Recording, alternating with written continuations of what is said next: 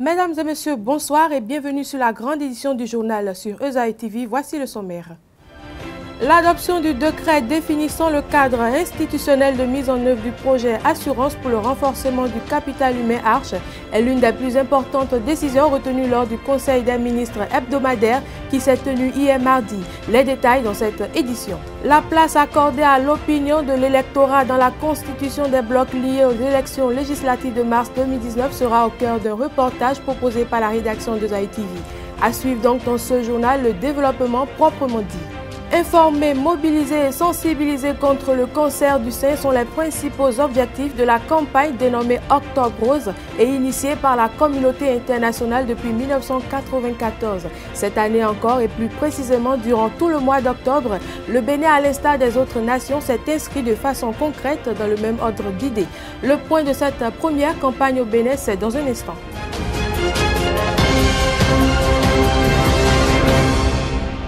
La séance hebdomadaire du Conseil des ministres de cette semaine s'est tenue hier mardi 6 novembre 2018 sous la présidence effective du président Patrice Talon. Plusieurs dossiers ont été examinés et d'importantes décisions ont été prises. Au nombre de cette dernière, nous pouvons retenir l'adoption du décret définissant le cadre institutionnel de mise en œuvre du projet Assurance pour le renforcement du capital humain Arche. Suivant le ministre du Tourisme, de la Culture et des Sports, Oswald Omeki, à l'occasion du traditionnel compte rendu du conclave gouvernemental. Le Conseil a adopté le décret définissant le cadre institutionnel de mise en œuvre du projet Assurance pour le renforcement du capital humain Arche. Au titre des communications, production de cartes d'identité biométriques de la phase pilote au profit des populations pauvres du projet d'assurance pour le renforcement du capital humain Arche. La mise en œuvre du projet Arche avec ses 4 composantes que sont l'assurance maladie, la formation, le crédit et la retraite, nécessite une identification biométrique préalable et fiable des populations bénéficiaires. Dans ce cadre, 350 000 personnes éligibles sont déjà ciblées pour bénéficier de la phase pilote qui démarre dès le 1er janvier 2019. En vue de faciliter leur identification pour leur permettre d'accéder au paquet de services sociaux prévus à leur profit, le Conseil a autorisé la production à la charge de l'État des cartes d'identité biométriques issues de la base de données du recensement initial administratif à vocation d'identification de la population RAVIP. Lors du Conseil des ministres en date hier, il a été débattu du compte rendu de la session du Conseil consultatif national de l'enseignement supérieur du 10 octobre 2018. Pour plus de précisions, je vous invite à suivre à nouveau le ministre du Tourisme, de la Culture et des Sports, Oswald Omeki. Le Conseil consultatif national de l'enseignement supérieur a été mis en place par le décret numéro 2008-818 du 31 décembre 2008 fixant les conditions générales de création et les régimes de fonctionnement des établissements privés de l'enseignement supérieur. Il a procédé à travers sa commission des agréments et des autorisations à l'étude des agréments à donner aux établissements privés d'enseignement supérieur EPES. Cette étape est préalable à la publication, à la diligence du ministre de l'Enseignement supérieur et de la Recherche scientifique, des listes annuelles des EPES pour le compte de l'année académique 2018-2019. Du rapport présenté au Conseil des ministres par la ministre chargée de l'Enseignement supérieur, il ressort des dossiers soumis à l'examen de la commission, les conclusions ci-après. Les établissements qui ont reçu l'avis favorable pour l'agrément sollicité sont provisoirement autorisés à poursuivre leurs activités. D'autres sont proposés à la fermeture en application de l'article 21 du décret 2008-818 du 31 décembre 2008, en raison notamment de l'absence de preuves relatives à leur fonctionnement ou non dûment constatées. D'autres encore sont suspendus et ne peuvent recruter en première année au titre de la rentrée universitaire 2018-2019. Enfin, les établissements qui n'ont pas cru devoir présenter leur dossier de demande d'agrément, alors même que les tests l'exigent, ne pourront plus y postuler. Prenant acte de ce rapport, le Conseil des ministres a instruit les ministres concernés par la mise en œuvre de ces conclusions d'y veiller scrupuleusement. En 2019, les Béninois iront aux urnes pour élire leurs représentants au Parlement.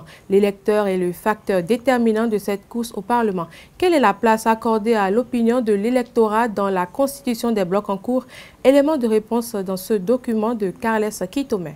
À 6 mois des prochaines législatives, le Bénin vit la fièvre préélectorale. Le balai des déclarations politiques anime les week-ends. La plupart des voix soutiennent le pouvoir en place. Le Congrès a décidé d'approuver la fusion du RND, Rassemblement national pour la démocratie, avec plusieurs autres formations politiques nationales au sein d'un grand bloc.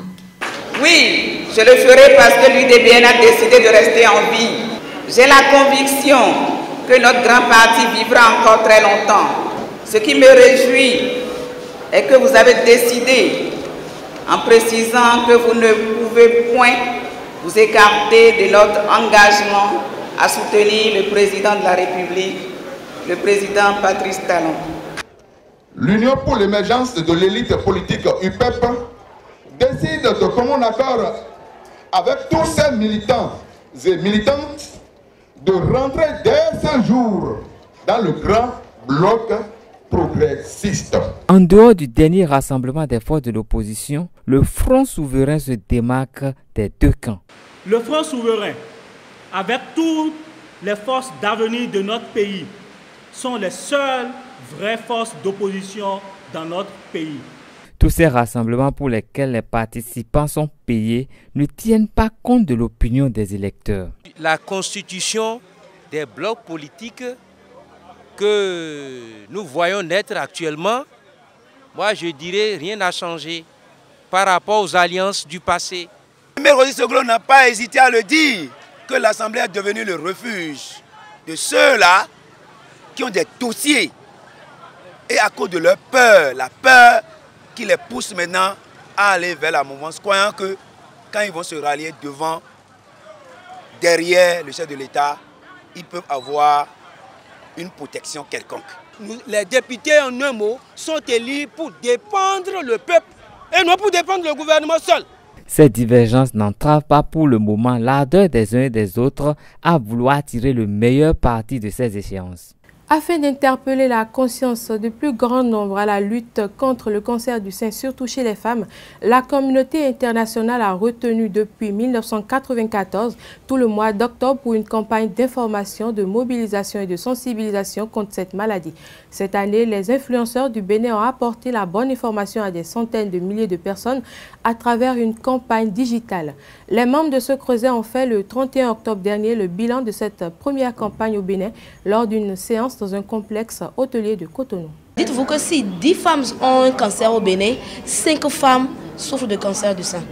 Cette statistique a mobilisé la blogueuse Nadia Ibion Anago et ses compagnons regroupés dans le creuset des influenceurs du Bénin à l'occasion de l'Octobre Rose 2018, le mois dédié à la lutte contre le cancer du sein. Au cours de la campagne, blogueurs, activistes, journalistes, animateurs et autres personnes influentes de la société béninoise ont essayé d'éclairer les femmes et de les inviter à se faire dépister à travers des publications sur les réseaux sociaux. Nous sommes avec toutes les associations, les ONG qui luttent pour une vie sans cancer du sein.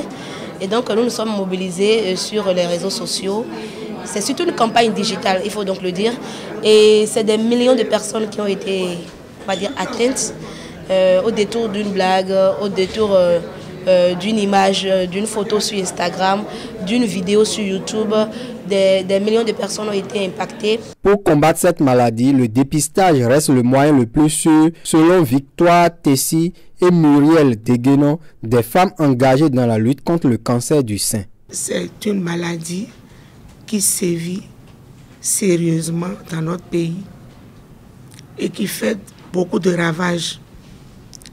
Et pour éviter cette maladie, nous avons le devoir de nous faire dépister, c'est-à-dire de nous faire dépister à temps, puisque le cancer du sein se guérit. Ça étonne beaucoup de gens, mais lorsque c'est dépisté tôt, ça se soigne et ça se guérit. Le cancer, ce n'est pas qu'au sein, même l'utérus, le col, même les ovaires. Alors, eux là, ils sont cachés. Les ovaires, l'utérus, le col, c'est en nous. Mais les seins sont dehors. Ça nous coûte quoi de palper juste la première semaine après les menstrues pour vérifier s'il n'y a pas quelque chose qui bouge, qui tourne dedans. Vous comprenez un peu? Ça serait très bon si nous prenons et de bouche à oreille, ce qu'on vient de faire, là on est en train de semer des grains. Et j'espère que pas dans les oreilles des sourds. Aidez-nous, même les jeunes hommes. Commencez par dire à vos fiancés, à vos petites soeurs, à vos collègues, l'autopalpation est obligatoire. Sinon, quand ça arrive, c'est trop tard. Les personnes dont l'âge est compris entre 15 et 50 ans sont les plus exposées au cancer du sein. Plusieurs facteurs dont la transmission héréditaire, la mauvaise alimentation, l'absence de l'allaitement maternel, la ménopause précoce peuvent être à l'origine de cette maladie. Les influenceurs du Bénin invitent et filles, et femmes, et hommes à une prise de conscience collective. Tous ensemble contre le cancer du sein. Une note culturelle à présent dans ce journal. Promouvoir la mode béninoise sous toutes ses formes, tel est le but visé par John Meda Agency International à travers la soirée de lancement de son nouveau concept La Mode en 12 le vendredi 2 novembre dernier à Cotonou. Créateurs de mode nationale et internationale, promoteurs culturels et mannequins ont tous présenté création et savoir-faire à travers un défilé. Les moments forts de cet événement dans ce reportage. John Meda Agency International a lancé le vendredi 2 novembre dernier un nouveau concept dénommé La Mode en 12, un événement qui valorise la mode et la culture. La Mode en 12 est une initiative qui vise à promouvoir la mode béninoise sous toutes ses formes. L'objectif visé par John Meda Agency International est de faire de cet événement un événement non seulement national, mais aussi international. C'est un événement qui a réuni plusieurs acteurs de la mode nationale et internationale. Vraiment, c'est une belle initiative et moi, je félicite John Meda. Je félicite tout son staff pour l'initiative. Dieu fera et le meilleur reste à venir. La mode en 12, ça s'est bien passé, très bien. Notre partenariat entre la mode en 12 et le Take Off 4 Mode a été parfait, a été comme convenu. Et ça serait ainsi chaque mois. Puisque après chaque édition de la mode en 12, nous aurons à faire apparaître les créations des créateurs qui vont passer sur le défilé de la mode en 12 dans le catalogue Take Off 4 Mode. Voilà l'objectif. C'est une soirée du prêt-à-porter qui a permis à bon nombre de créateurs de mode de présenter leurs créations à travers le défilé des mannequins. La mode en 12 est un concept qui a fait travailler mannequins et accessoiristes. C'est une initiative que j'ai particulièrement appréciée, la raison pour laquelle j'y ai participé sans regarder en arrière, parce que ça permet déjà aux acteurs de la mode de se faire voir chaque mois pendant 12 mois. Ce qu'il n'y avait pas, on attendait que les opportunités de défilé semestrielles ou bien une fois l'année ou bien quelque part au dehors du pays. Mais là, cette plateforme nous permet de faire le tour de la mode en 12 mois, de mettre en avant les acteurs de la mode du Bénin pour leur permettre de rester en contact avec leurs clients ou en contact avec des clients qui n'ont pas encore eu des clients potentiels. Ça a été le cas ce soir. Ma clientèle est venue m'assister. J'ai encore eu beaucoup d'autres clients. J'ai partagé beaucoup de cartes, ce qui veut dire que l'objectif est déjà atteint. La mode en 12 que nous venons de lancer aujourd'hui, qui est une initiative louable de John Meda, qui s'est très bien déroulée ce soir. J'avoue que c'est l'une des idées très innovatrices que je viens de constater et je crois fortement à cette initiative qui dans les jours à venir, dans les mois à venir, va davantage rehausser la mode béninoise, va promouvoir la mode sous toutes ses formes, surtout le prêt-à-porter de la mode. Il faut rappeler que ce défilé, pas comme les autres, se fait tous les derniers vendredis de chaque mois. C'est une soirée pas seulement artistique, mais aussi industrielle. Page sport à présent dans cette édition. 5e journée des éliminatoires de la Coupe d'Afrique des Nations CAN Cameroun 2019. Le sélectionneur du Bénin, Michel Dussuyer, a dévoilé hier soir la liste des 22 joueurs retenus pour aller à l'assaut des Scorpions de la Gambie à l'Independence Stadium de Bakau le 17 novembre prochain. Comme lors des 2 dernières journées, le technicien français a sélectionné une nouvelle tête dans son effectif.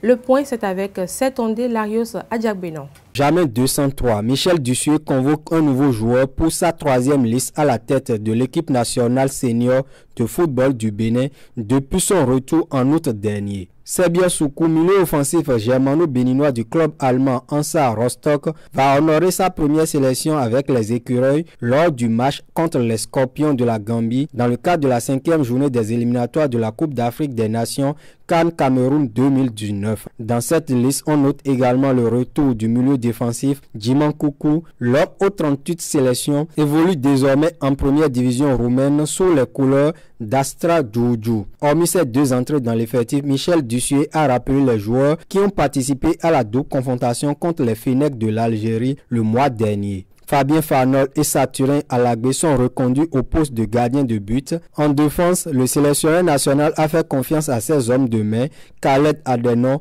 Olivier Verdon, David Kiki, Junior Salomon, Seydou Barazé, Moïse Adileou, Shamsdin Chaouna et Emmanuel Imoru, qui pourraient être déclarés forfaits pour ce déplacement. Au milieu de terrain, le technicien français va composer avec l'absence de son maître à jouer et capitaine Stéphane Sessayon, suspendu pour cette rencontre. En revanche, il peut compter sur Jordan Adeoti, David Djigla, Jean-Marie Guerra et Cécile Dalmenda, l'heureux buteur de la victoire historique sur l'Algérie le 16 octobre dernier à Cotonou. Enfin, Jacques Bessan, Marcelin Koukou, Steve Mounier, Jodel Dosso, Michael Poté et Désiré Segbe Azanko restent les chasseurs de but. Mesdames, Messieurs, c'est la fin de cette édition que je suis heureuse de vous avoir présentée. Merci de rester câblés les www.ezaetv.bj. Bonne soirée.